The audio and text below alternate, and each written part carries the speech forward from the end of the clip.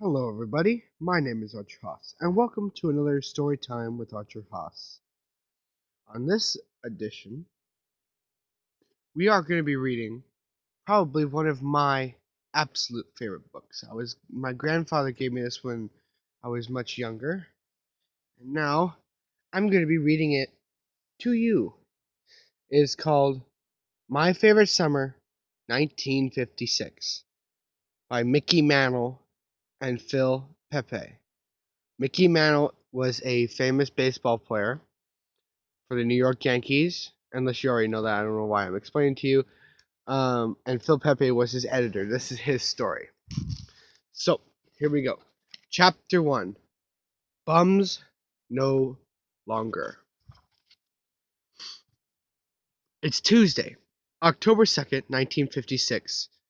I'm at the apartment that I rent during the season at the St. Moritz Hotel on Central Park South, overlooking Central Park in Manhattan.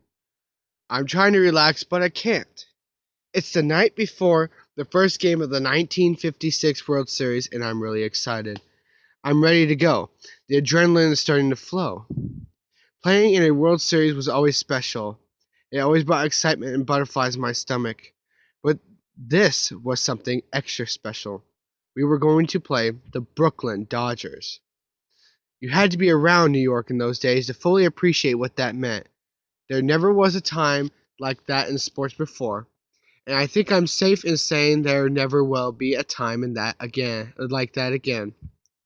Three baseball teams all in the same city: the Dodgers in Brooklyn, the Giants in Manhattan, and the Yankees just across the bridge in from Manhattan in the Bronx. So close you could see the Polo Grounds where the Giants played. From Yankee Stadium you could walk from one stadium to the other. The rivalry was unbelievably intense among the three teams in those days. It was more intense between the Dodgers and the Giants because they both played in the National League and they would meet 24 times every season, 12 times in each ballpark. Being in the American League, the Yankees never met the Dodgers or Giants except in exhibition games or the World Series, and that happened quite often. From 1949 through 1956, 2 years before the Dodgers and Giants left New York and went to California, at least one of the three New York teams was in the World Series every year. And in 6 of those years, the World Series was played exclusively in New York. The Yankees played against the Dodgers in 1949, 1952, 1953, 1955, and 1956. The Yankees against the Giants in 1951. If you want to start in 1947, go through 1958, one of the three New York teams was in the World Series in 11 of those 12 years, and it played entirely in New York 7 of those years. So it was easy to see why kids growing up in New York at that time began to believe that the World Series was their exclusive property. And that's the reason the rivalry among the three teams was so intense. The excitement at World Series time was at a fever pitch in New York those days. People used to stand around on street corners under street lights, or hang around bars and candy stores just talking baseball for hours, or shall I say arguing baseball. To make those discussions more interesting and more heated, there were Giant and Yankees fans in Brooklyn, just as there were Giant and Dodgers fans in the Bronx. For hours they would debate such burning questions as who was the better shortstop, Phil Rizzuto or Pee Wee Reese? Who was the better catcher, Roy Campanella or Yogi Berra? Who was the best center fielder, Duke Snider, Willie Mays, or me? The players never got involved in any of that. We respected one another's abilities as professionals, and in some cases we were friends. But the fans were serious about it and very vocal, and often that led to some very heated arguments. I have heard stories of riots, even murders over baseball arguments in New York. So that the atmosphere on the night before Game 1 of the 1956 World Series, excitement, passion, anticipation. It was even more meaningful for me because I had just completed my best year in the major leagues. I'd finally done things that a lot of people, particularly Casey Stengel, predicted I would do when I first came to the Yankees in 1951. When I came up, Casey told the writers I was going to be the next Babe Ruth, Lou Gehrig, and Joe DiMaggio all rolled up in one. Casey kept bragging on me, and the newspapers kept writing it, and of course, I wasn't what Casey said I was. I don't mind admitting that there was incredible pressure on me because of what Casey was saying, and the fans were expecting so much, which I was able to deliver. I got booed a lot. And then in 1956, I just put it all together, mainly because I was relatively free of injuries. I led the league in batting average, home runs, and RBIs, plus a few other categories. It was my best year by far, but it wasn't over by a long shot. There was still the World Series to be won. In those days, the Yankees didn't consider it a successful season unless we won the World Series. Playing against the Dodgers made it even more exciting, and it caused me to reflect on how lucky I was. You see, I consider myself very lucky to have earned my living playing baseball, a game I have loved since I was a kid. Everything I have today, I owe to baseball. I'm grateful that I played my entire career, 18 seasons, with one team, the greatest team in baseball history, the New York Yankees. I'm thankful I got to play with such great players and great guys as Joe DiMaggio, Phil Rizzuto, Yogi Berra, Roger Maris, Clete Boyer, Moose Skowron, Tony Kubik, Bobby Richardson, Elston Howard, and Hank Bauer. And how could I not mention Gene Woodling, Bobby Brown, Gil McDougall, and Andy Carey? And the greatest pitching staff I ever played behind that included Vic Raschi, Al Reynolds, and Eddie Lopat. I know I haven't mentioned them at all, but there were so many great guys over 18 years. It would take practically this whole book to name them all. I've loved them all. When I was a young player, they were all like my big brothers, and of course there were Whitey Ford and Billy Martin, who really were as close to me as my own brothers. And I was fortunate to play for two outstanding managers, Casey Stengel and Ralph Hoke. I played on 12 American League Championship teams and 7 World Championship teams. I won 3 Most Valuable Player awards, a batting title, 4 home run titles in 4 home run titles. In 1956, I won the Hickok Belt, given to the outstanding professional athlete of the year, not just in baseball, but all sports. I played in 20 All-Star games, and I received the greatest honor a baseball player can get, being elected to the Hall of Fame in 1974. That was a special thrill because I entered the Hall of Fame with my pal Whitey Ford, who was the greatest clutch pitcher I've ever seen. It wasn't all good of times, of course. I've known the downside too. The worst thing was all the injuries I had. I know I could have done better if not for all those injuries, and I often said I wish I had taken better care of myself. I would have played longer and been more productive. When I first got hurt in an accident that's now pretty famous, I was just 19 years old. It was my rookie year, and we were playing the Giants in the World Series. I was playing right field, and Joe DiMaggio was playing center. In the second game at Yankee Stadium, there was a fly ball to right center. Either of us could have caught it, and I drifted over to get underneath the ball or to back up Joe. All of a sudden, I felt my right knee buckle under me, and I fell to the ground. I had stepped in a drainage ditch and tore up the knee. It was the start of what would be a career-long problem with my knees. I was finished for the series, which we went on to win in 6 games. But I was disappointed because I hadn't contributed to our victory. Only 1 single in 5 at-bats. When you're young, you think you're indestructible. I didn't even do the exercise they gave me to do. I was young and stupid. When you're young and going good, you don't realize all this is going to end. I thought I was going to be a Yankee forever. I figured my legs would just get better by themselves, and that was stupid. Today, players take much better care of themselves. They work out all winter. They have Nautilus equipment. Plus, there's a lot of medical progress in understanding and treating injuries. I think that's why guys are playing longer. There are a lot of guys playing into their 40s now. Look at Nolan Ryan getting a no-hitter at 43. I wasn't even 37 when I quit, and I know if I had taken better care of myself when I was young, I could have played another 3 or 4 years. maybe longer if we had the designated hitter in those days. I had plenty of disappointments in my career, like every other athlete, but two really stand out.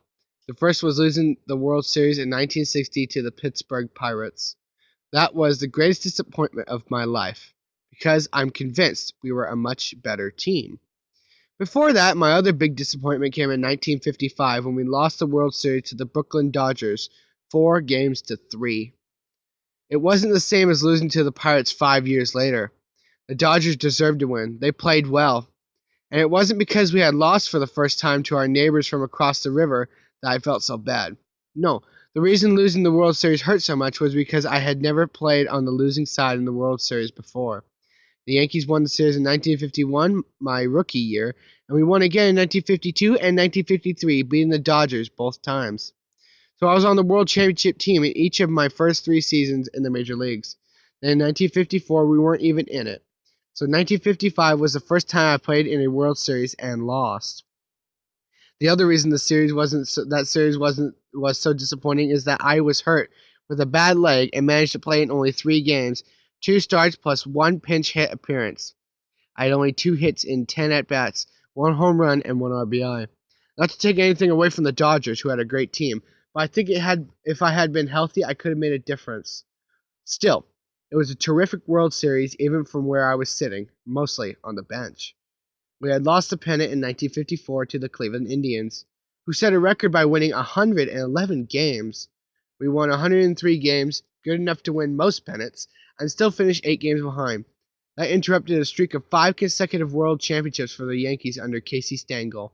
I was on the team for the last 3, and it was assumed we would go right on and make it 6 or 7 or 8 straight.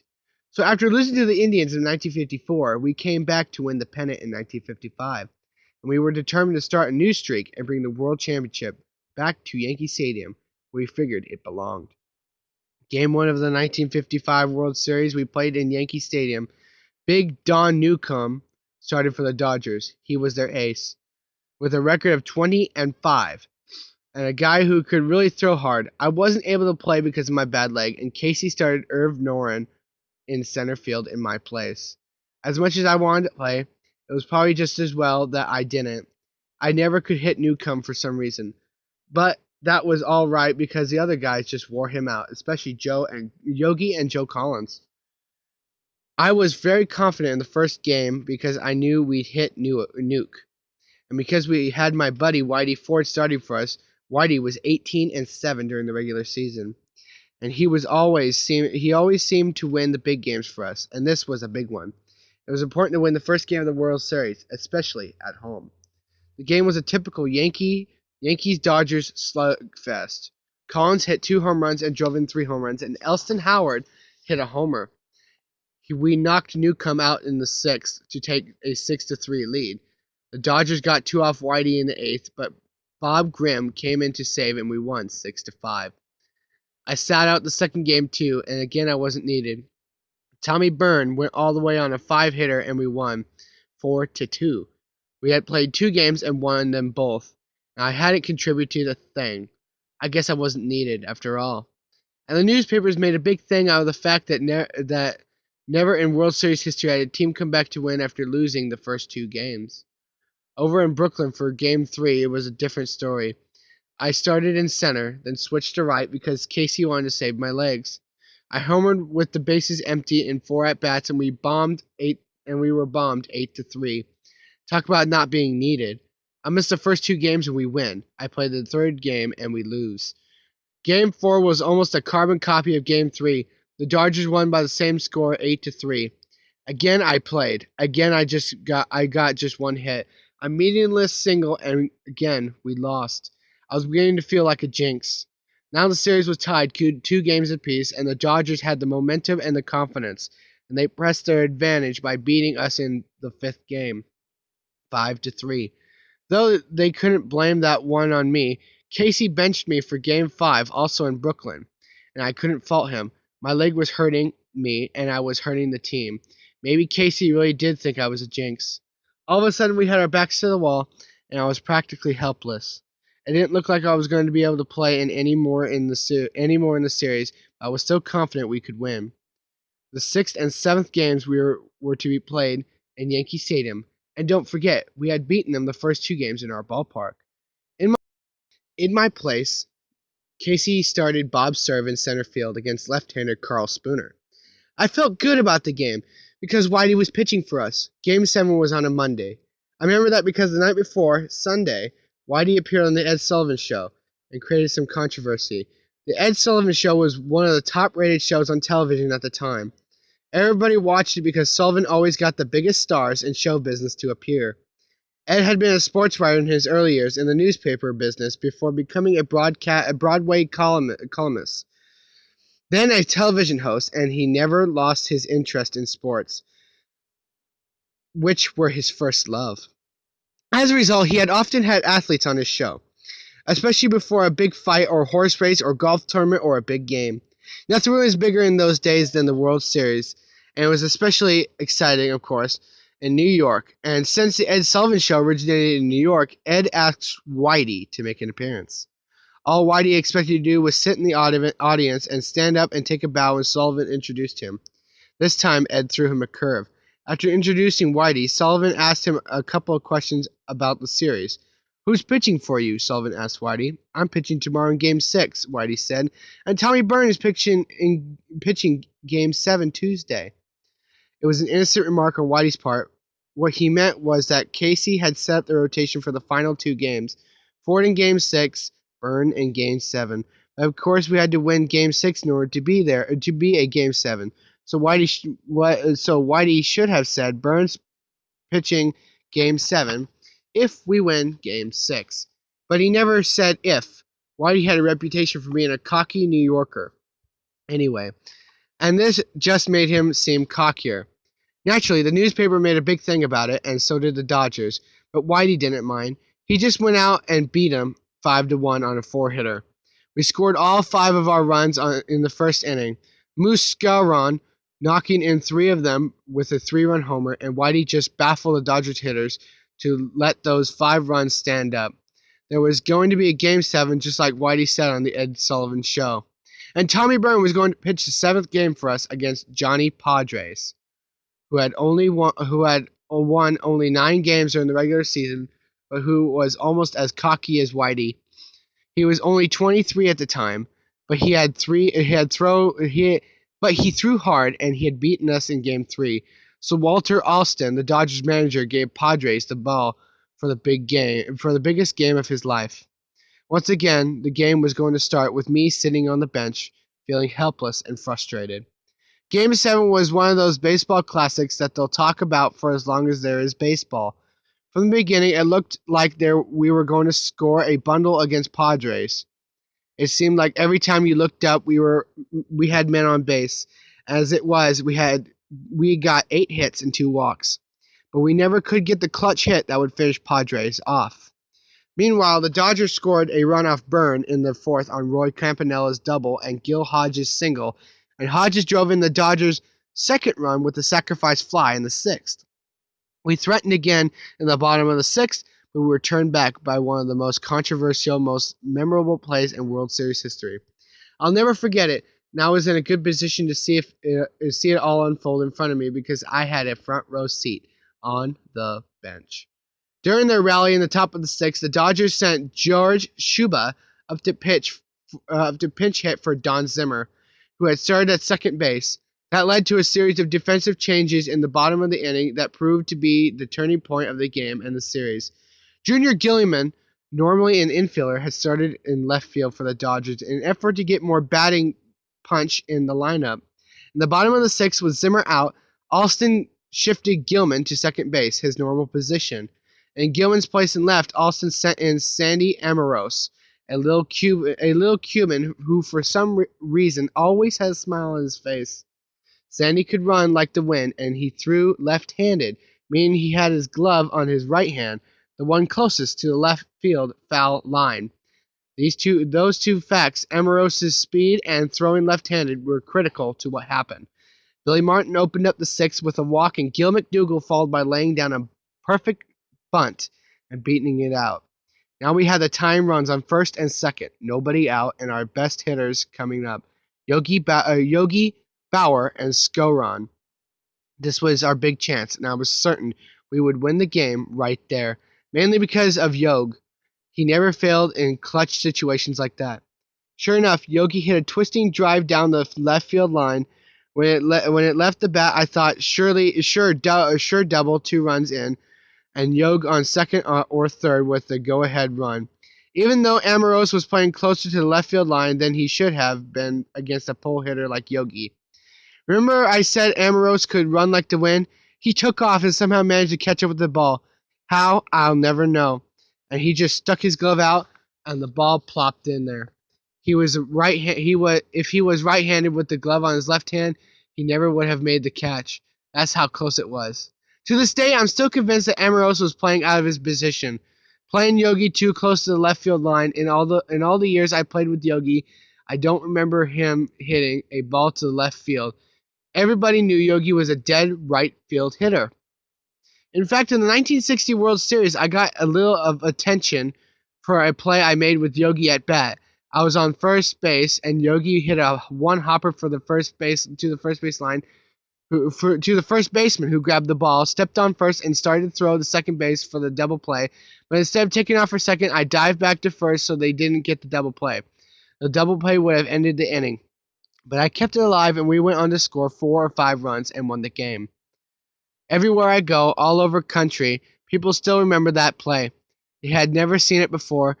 If they weren't from New York, but I hit it. They had never seen it before if they weren't from New York, but I hit in front of Yogi for 10 years, and I knew he was a dead pull hitter. He used to hit one hoppers to the first baseman all the time, and a lot of times I would dive back to avoid the double play. And that's why I say Amorose was playing out of position. He made a dumb play, and it turned out right for him and the Dodgers. Making the catch was one thing. How he managed to put on the brakes, stop, turn, and throw was another miracle. He probably should have played it safe, not try. Making the catch was one thing. How he managed to put on the brakes, stop, turn, and throw was another miracle. He probably should have played it safe, not to try and not try to break and made sure he had made the catch. But he didn't. He gambled and won. Amorose fired the ball to Pee Wee Reese, who played to Gil Hodges to double up McDougal at first. Nobody faulted Gil. There isn't a player in baseball who wouldn't have done exactly what McDougal did.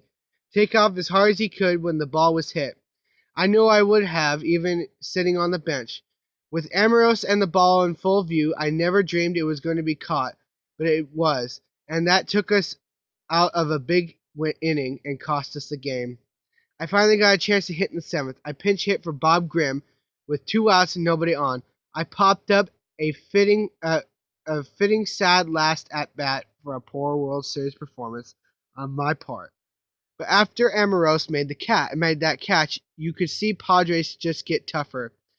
He had new life. We didn't touch him after that, and the Dodgers won the game 2-0 and won their first World Series. There were no hard feelings in our clubhouse after the game, just disappointment. We respected the Dodgers. They were a great team, and they had been frustrated against us in the World Series up to then. We had beaten them in 1941, 1949, 1952, and 1953. Now the Dodgers were world champions, and they deserved it. I didn't feel too bad about it because the Dodgers and Yankees were so evenly matched. If there had been an eighth game, though, I'm certain we would have won and tied the series. After the seventh game, nobody in the clubhouse said, "We'll get them next year." Yankees don't talk like that. We just gave the Dodgers the credit they deserved, and we looked forward to going to spring training in 1956, having a good year, winning the American League pennant, and meeting the Dodgers again in the 1956 World Series. Well, ladies and gentlemen, that was my Mickey Mantle, My Favorite Summer, 1956, by Mickey Mantle and Phil Pepe. Thank you guys so much for watching, and I hope you enjoyed this edition of Storytime with Archer Haas. See you guys in the next video.